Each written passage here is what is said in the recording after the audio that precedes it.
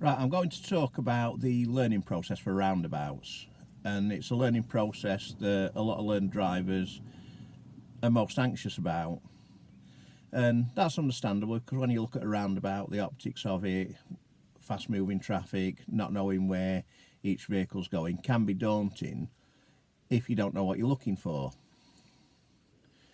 But before you know what you're looking for, you need to learn really how to plan for a roundabout, how to prepare the car ready. So a learner driver will start to do roundabouts, and I will talk them through every stage. And then as time passes, the skill set gets better. I'll then look at dropping the instruction off and transferring the responsibility over. And that's where the problems sometimes start, because a learner driver will very often see a more experienced driver go up to a roundabout more quickly, read the gap very quickly and go. Yes, you do get slicker as you get more experience, but that does take time.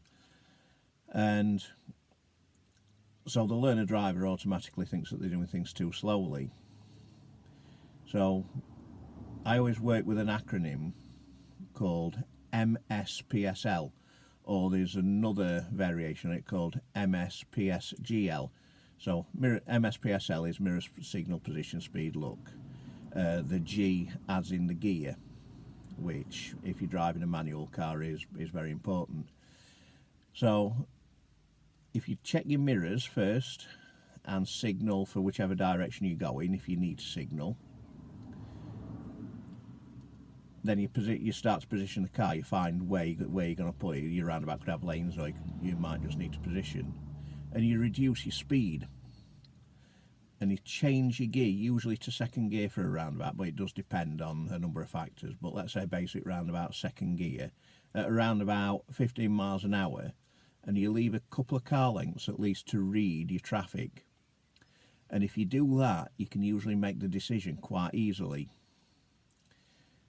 But the problem is people see other drivers doing it like I've just said, and they start to rush. So they think, oh, I've got to go into gear way early, so they'll go into gear before they've actually slowed the car down, and then they'll try and read the traffic too early. So if you stare to the right before they've even slowed the car down, that's where a driver can go out of position. It can be done. You can go out of position very easily.